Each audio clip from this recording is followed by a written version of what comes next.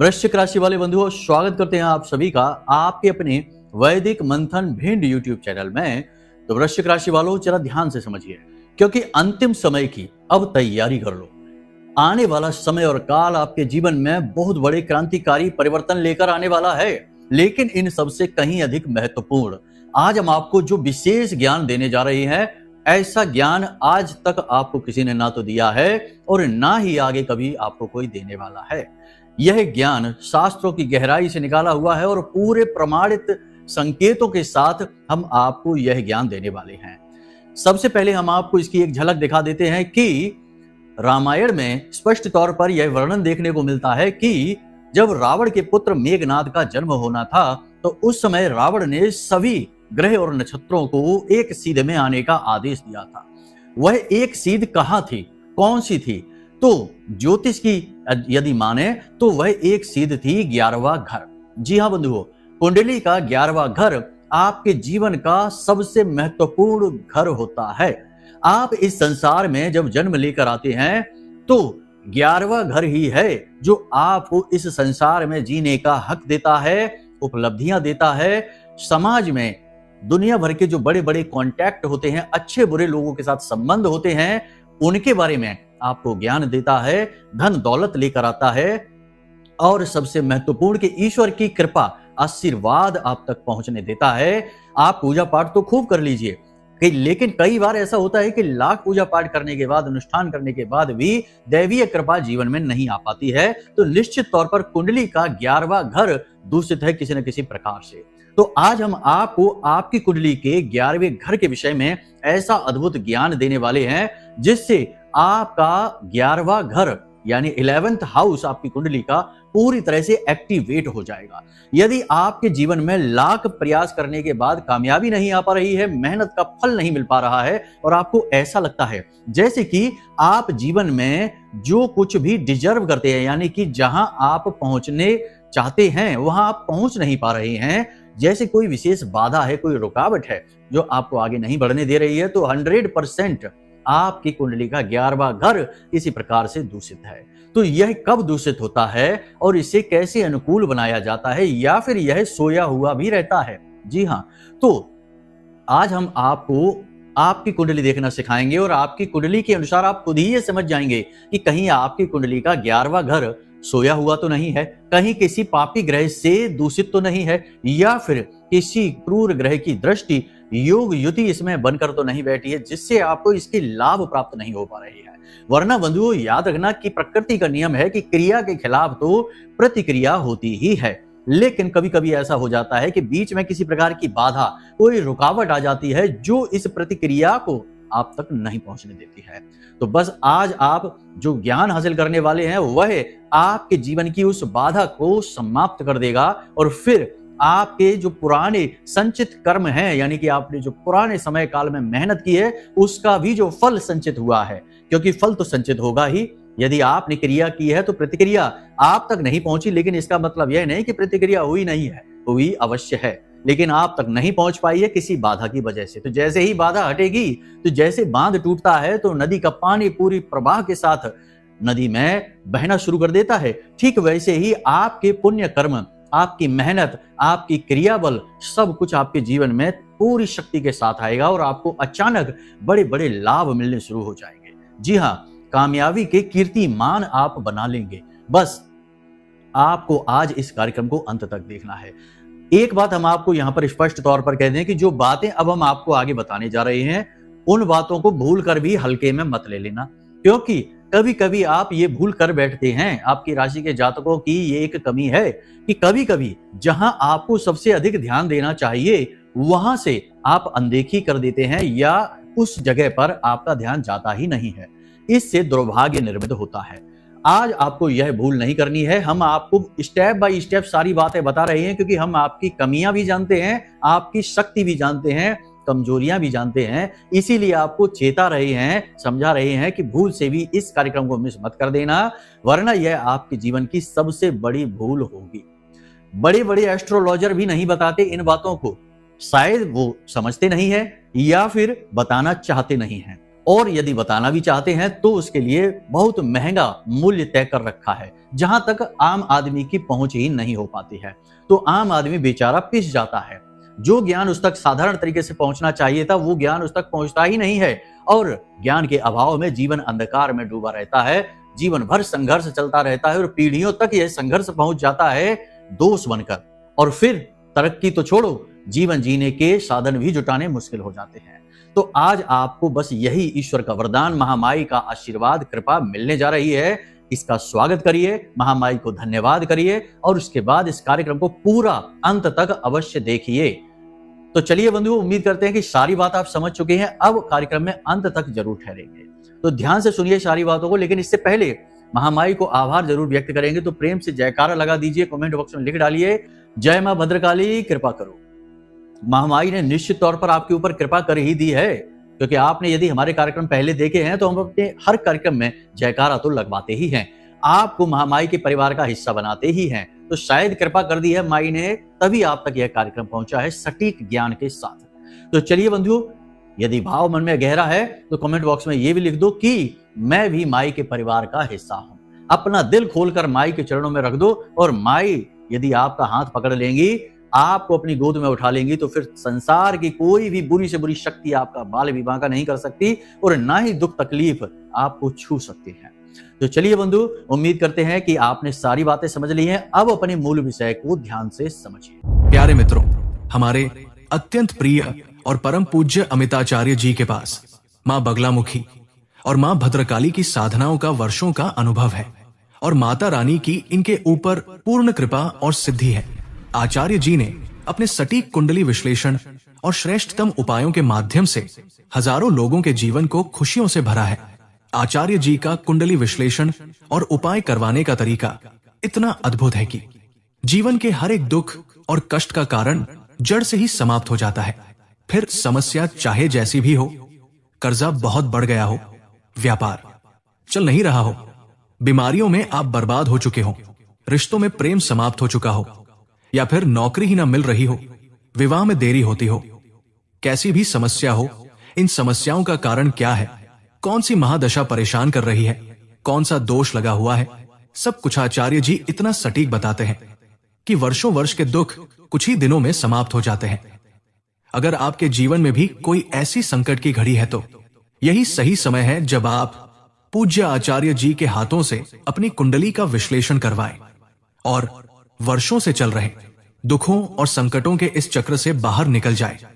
प्यारे मित्रों, अभी वीडियो में दिए गए नंबरों पर फोन करिए और अपनी कुंडली का श्रेष्ठतम आकलन करवा डालिए। जिंदगी बदलने का ये सबसे बड़ा मौका हाथ से मत जाने दीजिएगा। जय माई की, महामाई आपका कल्याण करे। बात यहां पर हम कर रहे हैं कुंडली के 11वें घर की। कुंडली का 11वां घर जैसे आय का घर कहा जाता है, इनकम का घर कहा जाता है। देखिए, इनकम कई प्रकार की हो सकती हैं। सामान्य तौर पर जब हम कहते हैं कि आय या इनकम, तो यहां पर हमारा मतलब सामान्य तौर पर देखा जाए, जनमानस के दृश्य से देखा जाए, उनके भाव से समझा जाए तो पैसे की बात होती है कि पैसा कमा लिया वही इनकम है।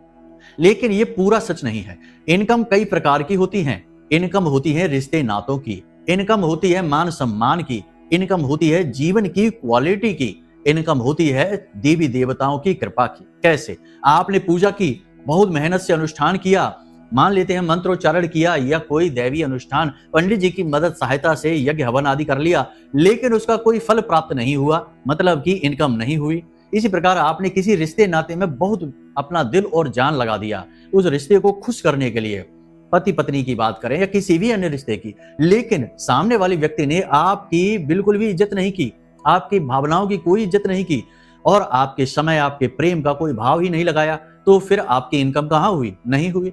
यही बात है, हर जगह फिट होती है कि भाई हमने खूब मेहनत कर ली लेकिन हमें कोई रिजल्ट ही नहीं मिला, तो हमें इनकम कहाँ हुई। यानी कि ये एक ऐसा भाव है जो आपको बहुत कुछ दे देगा, ये देने के लिए ही बना है। यहाँ यदि आपने सक्रियता कर दी, यानी ये भाव यदि आपने पूरी तरह से एक्टिवेट कर दिया, जागृत कर दिया, तो हर काम, हर जगह आपको मिलना ही मिलना है। जी हाँ, अब समझ में आया आपको कि क्यों रावण ने सारे ग्रहों को 11वें भाव में एकत्रित हो जाने के लिए बोला था मेघनाथ के जन्म के समय पर। तो ये भाव बहुत महत्वपूर्ण होता है। लोग इसके बारे में इतना बात ही नहीं करते हैं, समझते नहीं हैं, लेकिन कुंडली के कुछ भाव ऐसे होते हैं जिन पर बात बहुत गहराई से की जानी चाहिए। तो आज बस इसी विषय को उठा रहे हैं, अब ध्यान से समझिए। आप अपनी कुंडली खोलकर देखिए, किसी मोबाइल ऐप से निकाल लीजिए या आपके पास रखी हो निकाली हुई तो उसे उठाइए और उसका लग्न चार्ट देखिए। लग्न चार्ट यानी पहला चार्ट जो कुंडली का होता है उसे आप देखिए। लग्न चार्ट में 11वां घर जो है कुंडली का, गिनती करिए पहले से 1 2 3 4 5 ऐसे करके 11वां घर जो आपकी कुंडली का है उसे देखिए, उस घर में कौन सा ग्रह बैठा हुआ है। यदि उस घर में यानी 11वें हाउस में कोई भी ग्रह नहीं बैठा हुआ है तो ऐसी स्थिति में ज्योतिष में कहा जाता है कि जब किसी भाव में कोई ग्रह नहीं होता तो वह जो भाव होता है वह सोया हुआ होता है। जी हाँ, बहुत से भाव कुंडली में खाली होते ही हैं, सबकी कुंडली में होते ही हैं। तो भाव यदि खाली है तो समझ लीजिए कि वो भाव ही सोया हुआ है। अब उस भाव से आपको कोई फल प्राप्त नहीं होगा। अब जब फल ही प्राप्त नहीं होगा तो फिर लाख मेहनत करिए, प्रयास करिए, फल कैसे प्राप्त हो जाएगा। तो सबसे पहला काम है कि उस भाव को जगाना है। उस भाव को कैसे जगाएंगे, ये सबसे बड़ा प्रश्न उठता है, क्योंकि सवाल एक के बाद एक आएंगे, क्रमबद्ध तरीके से आएंगे, तब तो सूचना पूरी तरह से पहुंचेगी, तब तो आप उसे अपने जीवन में क्रियान्वित करेंगे। तो अब इस भाव को जगाएं कैसे, अगर ये स्थिति है तो अब आपको फिर से इस भाव को देखना है। इस भाव में एक नंबर जरूर लिखा होगा, नंबर तो 100% लिखा होगा। तो यदि कोई नंबर लिखा है, मान लेते हैं कि नंबर 2 लिखा हुआ है, तो इस भाव का स्वामी हुआ शुक्र, ठीक है। और यदि जैसे काल पुरुष कुंडली देखेंगे उसकी एक बात अलग है, उसे हम अभी थोड़ी देर में बताएंगे, लेकिन मान लेते हैं कि इसमें 5 नंबर लिखा हुआ है तो इसका स्वामी हुआ सूर्य। इसी प्रकार जो भी नंबर लिखा हुआ है वो राशि है और उस राशि का स्वामी ही इस भाव का स्वामी है। अब आपको उस राशि के स्वामी यानी भाव के स्वामी से, जैसे मान लिया कि इसमें 2 नंबर लिखा है तो वृष राशि है और वृष राशि का स्वामी शुक्र है, तो शुक्र से जुड़े उपाय आपको करने हैं। 100% शुक्र से जुड़ी हुई तकलीफें आपके जीवन में हैं, वैवाहिक जीवन में परेशानियां हैं, पैसे को लेकर आप परेशान रहते हैं, जेब खाली रहती है, कमाते लाखों रुपए होंगे लेकिन जेब में एक भी नहीं रुकेगा, बजट बिगड़ा ही रहेगा। तो ये उस ग्रह से जुड़ी परेशानियां जरूर आपके जीवन में होंगी ही होंगी। तो ये चीज आप देखिए अपने जीवन में उतार कर कि कौन सा ग्रह है और उससे जुड़ी परेशानियां हैं कि नहीं। अब नहीं समझ रहे ये बात, कोई बात नहीं है, उस ग्रह से जुड़ी हुई चीजें मंदिर में दान करना शुरू कर दीजिए, बस बहुत ही सरल है। क्या करेंगे आप दान, जैसे मान लिया कि शुक्र की खराबी है, यानी कि शुक्र है उस 11वें भाव में और भाव सोया हुआ, तो उसे जगाना है। तो सबसे पहला काम है कि उस भाव में जो राशि है, जो उसका मालिक है, पहले उससे बात की जाए, उसे प्रसन्न किया जाए, उसे सक्रिय किया जाए, वही चाबी है उस भाव की। तो आपको क्या करना है कि शुक्र से जुड़ी चीज है, तो प्रति शुक्रवार आप क्या करें, छोटी कन्याओं को चावल की खीर यानी दूध और चावल की जो खीर होती है साधारण सी, वो खीर खिलाना शुरू करिए और मंदिर में भी 1 कटोरी खीर दान करना शुरू करिए। प्रति शुक्रवार आप इस कार्य को करिए, 2 महीने 3 महीने लगेंगे, आपका यह भाव जागृत हो जाएगा, ठीक है। पहली चीज तो आपको ये करनी है। अब दूसरा काम क्या करना है, दूसरा काम कि ये जो भाव है, ये भाव जैसे कुंडली जो होती है, जो चार्ट होता है, वह दिशाओं पर भी आधारित होता है। जैसे कि पहला भाव जो है वह ठीक पूर्व दिशा है और जो 7वां भाव है कुंडली का उसके सामने वो ठीक पश्चिम दिशा है। इसी प्रकार यदि 11वां भाव कुंडली का देखा जाए तो हम आपको दिशा के बारे में बता रहे हैं, ध्यान से समझिए कि आपके घर में जो ठीक पूर्व दिशा है और ठीक पश्चिम दिशा है उसके बीच में एक कोना है जिसे आग्नेय कोण कहते हैं। उस कोने और दक्षिण दिशा के बीच में जो जगह बची है ना, वो आपका कुंडली का 11वां भाव है। जी हाँ, देखो बारीक बातें हैं लेकिन समझ जाएंगे तो बहुत जल्दी जीवन में तरक्की करेंगे, बहुत जल्दी तरक्की करेंगे। इसी को भाग्य का जागना कहते हैं, भाग्योदय कहते हैं। भाग्योदय हमारा कभी तो खुद ब खुद हो जाता है, पिछले जन्मों के पुण्य प्रताप के आधार पर, देवी देवताओं की कृपा के आधार पर। लेकिन यदि नहीं हो पा रहा है तो ज्योतिष हमें यह आज्ञा देता है कि हम अपना भाग्योदय स्वयं कर सकें, बशर्ते कि हमें ज्ञान तो होना ही चाहिए, क्योंकि ज्ञान ही तो चाबी है। बिना ज्ञान के तो केवल अंधकार है, तो ज्ञान ही तो हम आपको दे रहे हैं। तो चीजें बारीक हो सकती हैं, बार बार सुन लीजिए। आपको हमने बताया कि कुंडली का 11वां जो घर है, जो भाव है, वह आपके घर में कौन सी दिशा में है। आप अपने घर को देखिए, ठीक पूर्व दिशा और दक्षिण दिशा के बीच में जो कोना बनता है, उस कोने से दक्षिण दिशा के बीच की जो जगह है ना, वो पूरा का पूरा आपका 11वां घर है कुंडली का, ठीक है, इतना आपने समझ लिया। अब आपको यहां पर कुछ क्रियाएं करनी है जिससे ये जो भाव आपने जगाया है, अब इस भाव का लाभ मिलना शुरू होगा। तो अब देखिए, ये जो 11वां भाव है, जो आपका घर का जो कोना है, ठीक है, इस कोने का जो स्वामी है, जो मालिक है, वो शुक्र है। ठीक है, और मंगल भी, क्योंकि ये आग्नेय कोण है, फायर का कोना है, तो मंगल अग्नि का कारक है, तो कुछ हद तक मंगल का भी प्रभाव रहता है। देवता इसके गणेश जी हैं और इसका जो स्वामी है वो शुक्र है, हमने आपको बता ही दिया। तो अब आपको यहां पर एक क्रिया करनी है, बहुत छोटी सी, शुक्र स्थापित करना है। कैसे करेंगे, ध्यान से समझ लेना, बहुत जरूरी बात है। आपने इसे कर लिया और सिर्फ 1 हफ्ते के अंदर अंदर चमत्कार खुद नोटिस करेंगे। आप हमें खुद फोन करके कहेंगे, मैसेज करके कहेंगे कि गुरुजी धन्यवाद, आपने बहुत अच्छी बात बता दी, जीवन बदल गया। जी हाँ, तो ध्यान से सुनना, आपको क्या करना है। मिट्टी का एक गमला लेना है, मिट्टी का गमला, ठीक है, ध्यान से समझना। मिट्टी का जो गमला है वह पकी हुई मिट्टी होती है, वह मंगल होता है। ठीक है, उसमें आपने कच्ची मिट्टी भरनी है, अभी नहीं भरनी, उससे पहले भी कुछ करना है। एक लाल रंग का कपड़ा लेना है आपको, उस लाल रंग के कपड़े में आपको कुछ सिक्के डालने हैं। ठीक है, लाल रंग के कपड़े में कुछ सिक्के डालने हैं, 1 इलायची डालनी है, 2 लौंग डालनी है और 1 सुपारी रखनी है। ठीक है, उसके बाद उसकी पोटली बना लो, लाल रंग के धागे से, गांठ नहीं लगाना है, सिर्फ पोटली बनानी है, धागा लपेटना है। ठीक है, अब आपने क्या करना है कि उस गमले में बिल्कुल तली में, गमले की बिल्कुल तली में ये पोटली रख देनी है सीधी करके।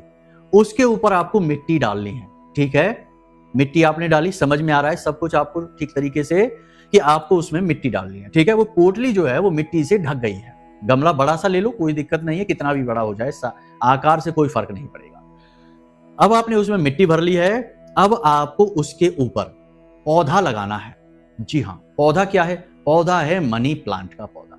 मनी प्लांट क्यों कहते हैं इसको, मनी प्लांट मतलब पैसे का, धन का पौधा है। ये सबके यहां लगे रहते हैं, ये पौधे तरह तरह के पौधे लगाते हैं। मनी प्लांट तो लगभग ज्यादातर लोग लगा ही लेते हैं, लेकिन दिशा का ज्ञान नहीं है, उल्टी सीधी दिशा में लगा लिया तो बर्बादी। मनी लाने वाला जो काम है वो मनी जाने वाला, यानी पैसा देने वाला काम भी बन सकता है, भूल से, गलती से, तो भूल नहीं करनी है। तो आपको मनी प्लांट का पौधा यहां लगा देना है। अब आपने क्या किया है, आप समझिए ज्योतिष क्या कह रहा है।